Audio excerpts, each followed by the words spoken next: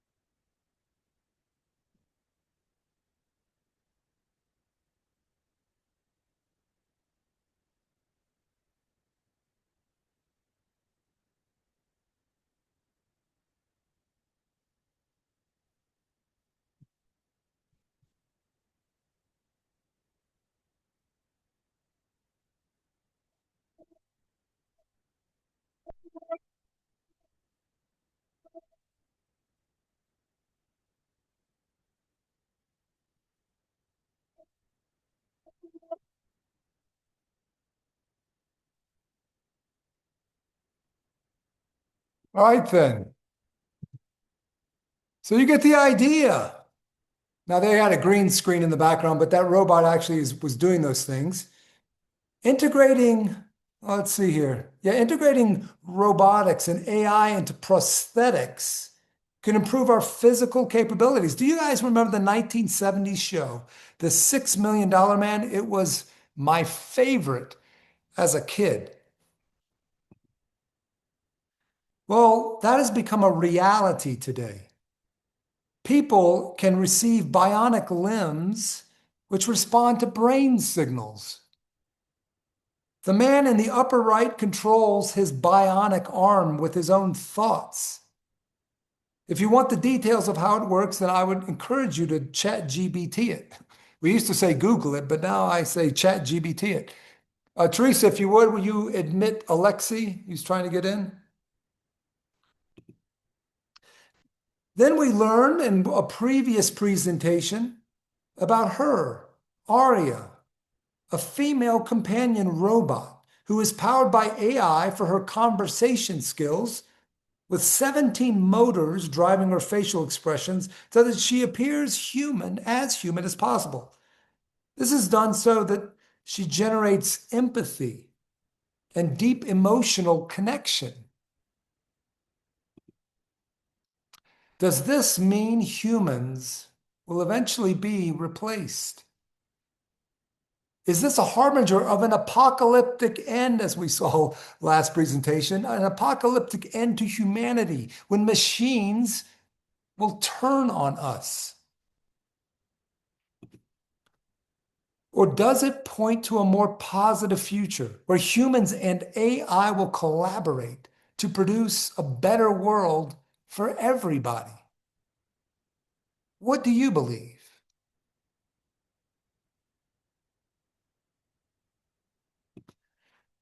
Well, as AI takes on increasingly complex tasks, there are definitely going to be shifts in the evolutionary pressures on humans, potentially leading to changes in our brain size, our attention spans, and our social behaviors. Now, this could mean we develop a super brain, or perhaps we devolve into having a very frazzled and stunted brain. And then there are the obvious ethical considerations, the economic concerns. How much human oversight and control of AI systems is necessary, especially as AI becomes more sophisticated? The transhumanist movement, have you heard of that? That movement believes in using technology to go beyond human limitations, with some proponents envisioning a future where humans merge with AI to achieve greater intelligence. And listen to this, achieve even immortality. They see it as the next and natural phase of human evolution. Now, two voices can help us here.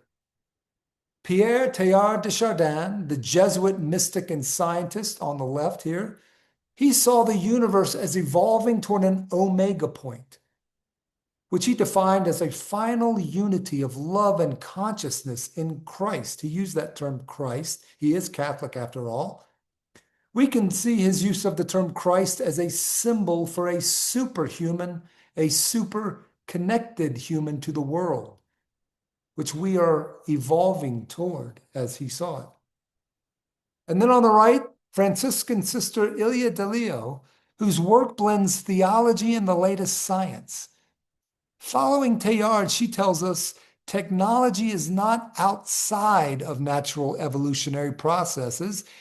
It is one of the latest expressions of universe's natural evolutionary creativity. In other words, technology is not impeding on natural evolution. It is a part of natural evolution. Teilhard de Chardin imagined a future where our minds would be linked in a global consciousness, which he called a noosphere. Think of it as the World Wide Web plus artificial superintelligence within each of us. Think about that. In such a world, our connected intelligence could give birth to the ultra-human, a humanity fully alive in mind, body, and spirit. Ilia Delio approaches the convergence of AI and spirituality from the same optimistic perspective of Teilhardian evolution. Delio argues that technology is not separate from the ongoing creative processes of nature that Teilhard describes, but is in fact one of its latest expressions. For her, artificial intelligence is a continuation of evolution's drive toward greater human connection, self-awareness, and consciousness. So it's a good thing.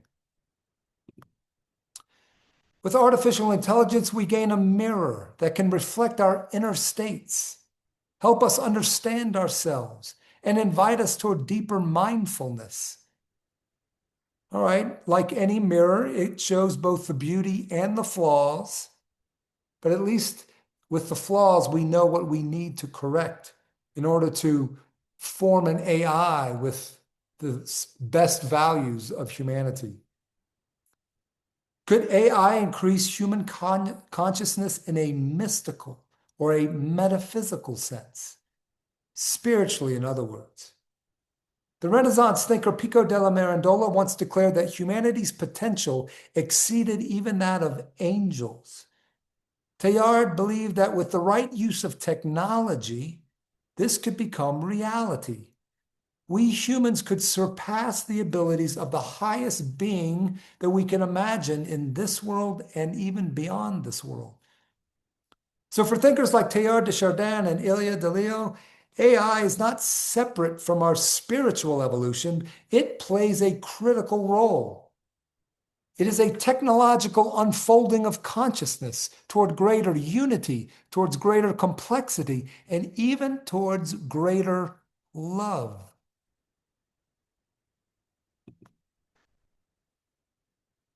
Dalí argues that human evolution has always relied on technology for a boost. Tools, no matter how primitive they were, are a form of technology that spurs growth, particularly intellectual capacity. The creation of art is a technology, spurring the expansion of our psychology, enhancing our spiritual capacities for vital experiences. And computer technology is no different. It is as natural a part of our evolution as the invention of the knife and spoon.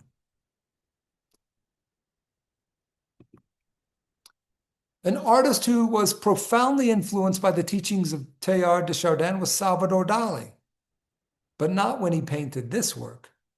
Now, this is one of the most famous works of Salvador Dalí, when at the peak of his exploration of his own mind and the unconscious realm.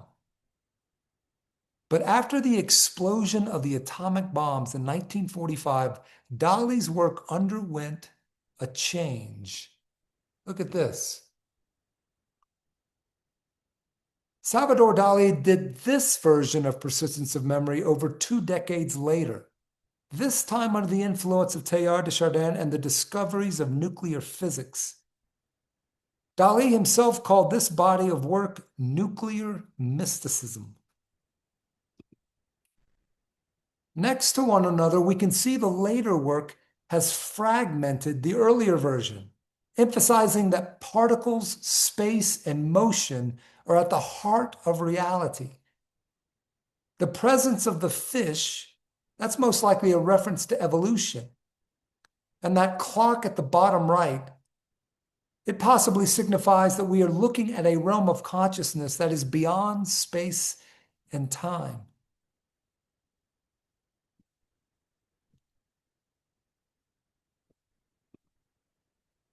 This painting, created by Dalí in 1952, shows the Catholic mysticism of Teilhard's thought about human evolution expanding toward a Christ-like omega point. It depicts a complex scene with religious themes, including a crucified Christ figure and elements related to Dalí's wife, Gala, who is depicted as ascending. Dalí explained Gala's ascent as being aided by, quote, antimatter angels, unquote. Antimatter angels. So his nuclear mysticism works are a provocative mix of piety and subatomic worlds. Here's another example of his nuclear mysticism phase. This is a depiction of the marriage between heaven and earth. The idea that science has led human experience and knowledge to a point of merging with divine experience and knowledge, an omega point.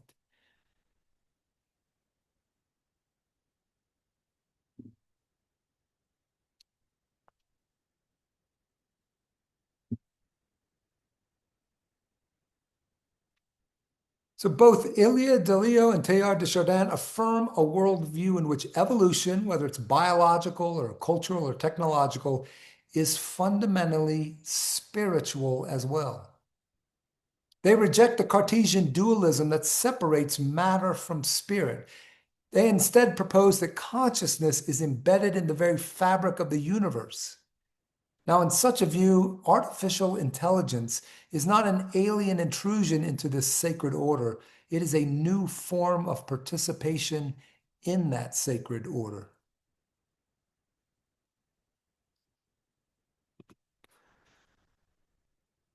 Crucially, both thinkers emphasize the need for interior transformation alongside exterior innovation. Artificial intelligence, for all its potential, reflects the consciousness of its creators, the values of its creators. Without spiritual maturity, without compassion, wisdom, and a sense of the sacred, AI risks becoming a force of disintegration rather than integration. Thus, the evolutionary challenge is not merely technological, but moral and spiritual as well. Now let's summarize what we've learned so far. Artificial intelligence increases human consciousness by making the invisible visible, reflecting ourselves back to us, connecting minds at a global scale, pushing the boundaries of what it means to be human, and inviting deeper ethical and spiritual awareness. Now, I'd like the remainder of this presentation to focus on the fantastic contemporary artworks that explore this convergence of artificial intelligence, human evolution, and spirituality, echoing the themes expressed by Teilhard de Chardin and Ilya Delio. Do you remember this guy, Rafik Anadol's beautiful works of brilliant color and flow? I think it was the first AI presentation I gave, AI and creativity. Anadol uses AI algorithms to process vast data sets, which include images of space and cities and nature, and then he generates immersive, dreamlike visual landscapes from this data. His work often evokes mystical or transcendent states, representing the dreams of machines as a new form of consciousness.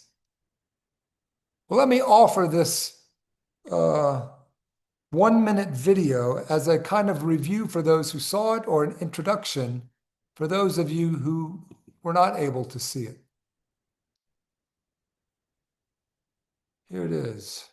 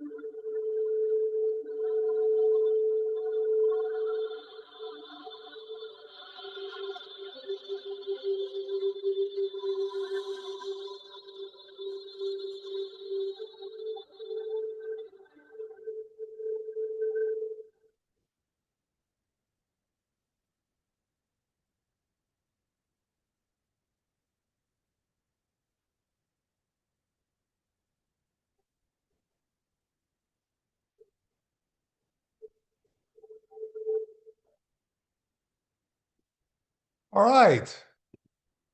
Get back to our presentation here.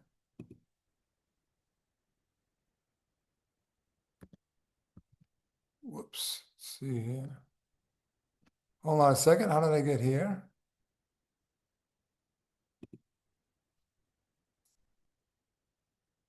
Well, pretty cool stuff. Now I'd like to introduce you to another artist, and I might mispronounce his name. I should have looked that up. Mimo Akten is an artist and computer scientist, also exploring the relations between technology and ecology, science, and spirituality. Here is a video. It's about 5 minutes long, so I may cut it short, but here's a video introducing you to his work. Many years ago, I had this realization that all my work was about waves, and it was also about gods, and that somehow quantum mechanics unified the two. With the term waves, I'm referring to the patterns in nature which we humans have managed to recognize, deconstruct, and formalize into theories and equations that we somehow even find elegant or beautiful. And with the term gods, I'm referring to those mysterious aspects of nature which we have yet to understand, and the lengths that we go to, the stories we invent in our attempts to make sense of them. And with quantum mechanics, I'm referring to the fringes of human knowledge, which we empirically know to be accurate and can understand through the language of mathematics, but we're not yet able to fully comprehend on a deeper level. With this backdrop, in my work, I investigate the tensions between technology, ecology, science, and spirituality. I draw connections between intelligence in nature, intelligence in machines, perception, consciousness, neuroscience, biology, physics, and philosophies of spirituality, ritual, and religion. I'm inspired by nature, or rather, the nature of nature, the fundamental forces and underlying processes that shape everything that happens around and inside us. When I look at a flower, I see the nuclear fusion in the heart of the sun, the photons scattering in the atmosphere to create a crimson sky, the photosynthesis that fuels life on Earth, the fluid dynamics driving the wind and the waves crashing on the shore, and the complex ecosystems they cultivate via a symbiotic spread of seeds. I study these hidden processes that shape our world, and I develop systems that abstract behavior. And I'm fascinated by our capacity to dig deeper and discover and learn more about the poetry of nature. I write code. That's my craft, so to speak. I write code to create speculative simulations and data dramatizations. I write code to create moving images, experimental animations, sounds, and to control robotic lights and lasers. I collaborate with dancers. I collaborate with machines. I build interactive systems exploring meaningful human control. I create visual instruments that augment our capacity for creative expression, immersive environments that respond to human presence, computational systems that allow and foster expressive human-machine interaction. I work with emerging technologies, thinking of these technologies as extensions of our body, as extensions of our mind, thinking about their impact on us as individuals, how we behave and express ourselves, and ultimately their impact on culture, ethics, law, tradition, ritual, and religion. I think about ritual and religion a lot, not necessarily the old, well-established rituals, religions, or forms of spirituality, but rather their new, evolved incarnations, new rituals, new spiritual frameworks, new forms of worship. What I'm really fascinated by is we, who are biologically identical to what we were 200,000 years ago, how do we cope and adapt throughout the crazy technological developments that we've lived through? I think of rituals as algorithms for the body and mind that transform our mental and emotional states to otherwise unattainable modes of being. Finally, I think a lot about the mind, the human mind, non-human minds, biological minds, synthetic minds, distributed minds. I think a lot about intelligence, intelligence in humans, intelligence in nature, intelligence in machines. And this is ultimately the topic that I received my PhD in. I'm really interested in the technologies and the politics of the technologies, and where artificial intelligence as a concept came from, and how the technologies have manifested themselves today in our lives, and the social and cultural implications of the path that they're on. But I'm equally fascinated by a more speculative metaphysics of AI, as reflections of ourselves, as reflections on how we perceive the world and how we make meaning, as a computational lens when trying to understand ourselves, the nature of the mind, and perhaps, eventually, even consciousness. All right, so I encourage you to look him up, Memo Akten, M-E-M-O, last name A-K-T-E-N. Now, here is another one of his works I'd like you to look at. It was created by Akten with the help of technology. It is a wonderful video work titled Boundaries, played in a beautiful setting, an old church in Venice, Italy. Now, it's about 8 minutes long, so I'm probably going to stop short of 8 minutes. I'll just play maybe 4 or so. But enjoy this, and also notice, imagine yourself seeing it in the setting of the people in this video.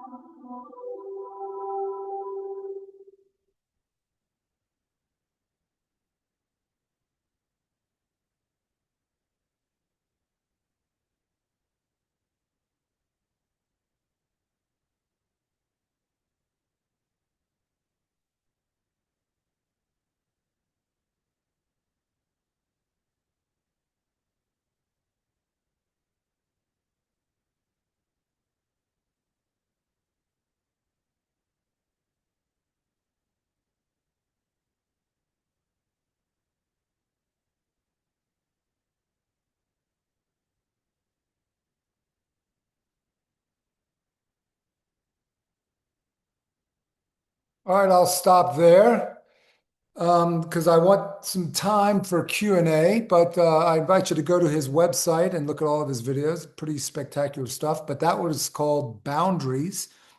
You can also look it up on the web. Here's how the artist describes this work, Boundaries.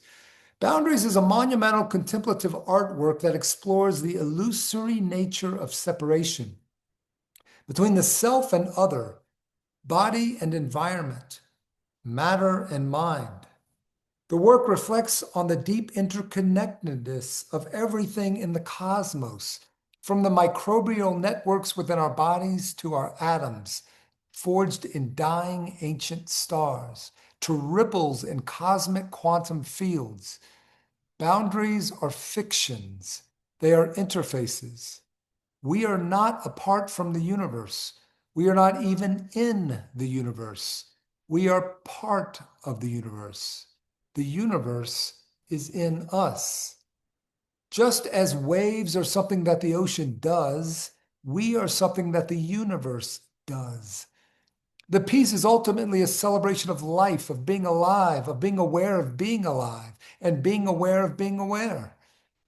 How is it that subatomic waves dancing in cosmic quantum fields can feel, can think, can be aware of itself feeling and thinking? Created using custom code, artificial intelligence, computer vision, digital painting, and dance, the work blends computational media with embodied expression, aiming to induce a contemplative, intimate experience, encouraging us to reflect on these themes. Another artist who uses video installation to explore artificial intelligence as a spiritual and metaphysical system is Zach Blass. Let me play his work, The Doors. And no, this is not a reference to the musical group, in case you were wondering.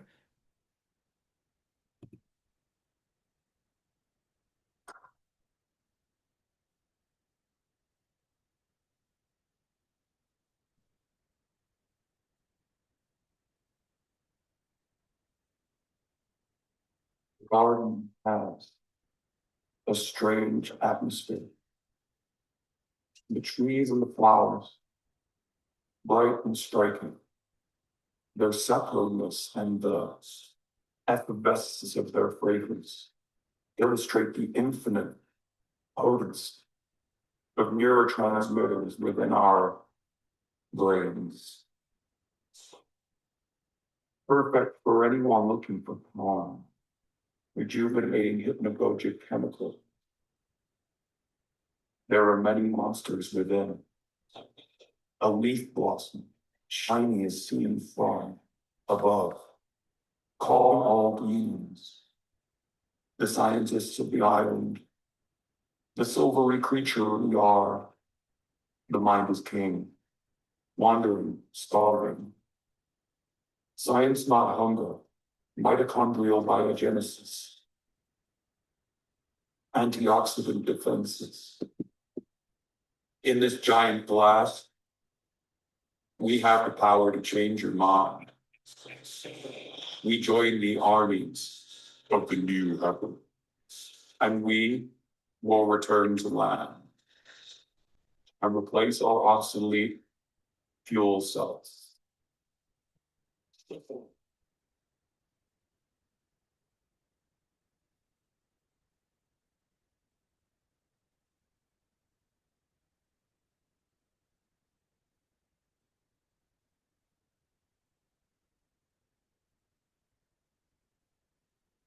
All right, I'll stop there because I want to save as much time as possible, but you get the idea there.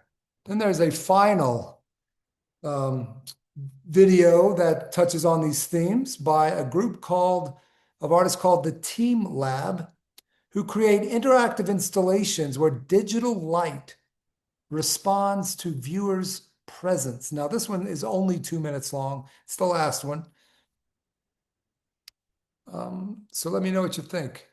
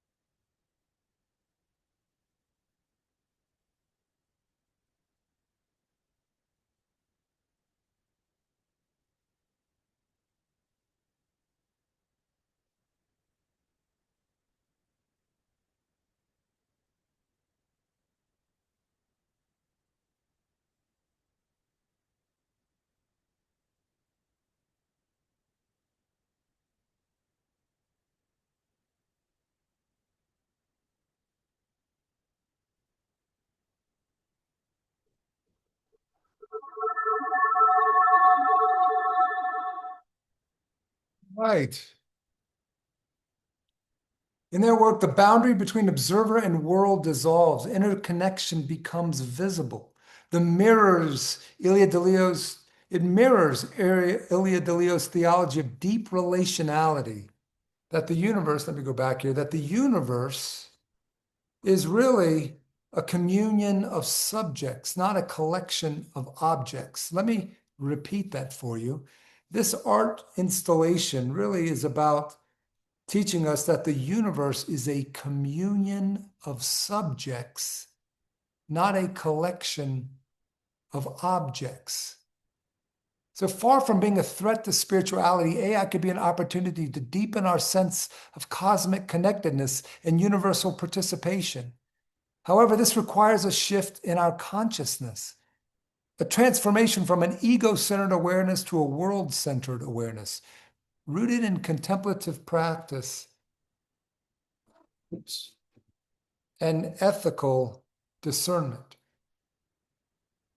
Now on to one of my favorite artists. This is a work by Hilma af Klint. It's placed over a photo of a sky. Teilhard and Dalí both call us to see evolution, the biological, the cultural, the technological, as a spiritual journey.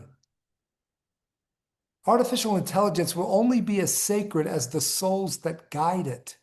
So without inner transformation, our inventions may not save us.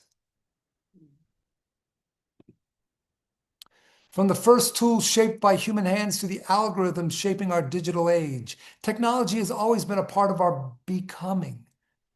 AI, then, is not an intruder, but a potential partner in our intellectual, physical, and even spiritual evolution. Hopefully, this evolutionary partner will take us on a journey toward a more conscious, compassionate, and interconnected world. Hopefully, it will lead us toward Teilhard's omega point, rather than to our destruction.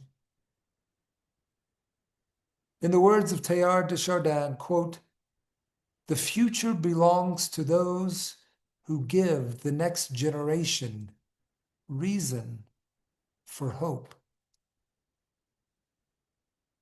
So in this convergence of silicon and spirit, machine and mystic, code and compassion, this is where our hope must be born. Well, thank you very much. I hope you found that pretty fascinating. I know you've seen a lot of very contemporary art in the last 4 presentations. I hope you've enjoyed it. Now I'd like to open up the floor to your comments or questions. Don't forget to unmute yourselves. So now the floor is open. Don't be shy.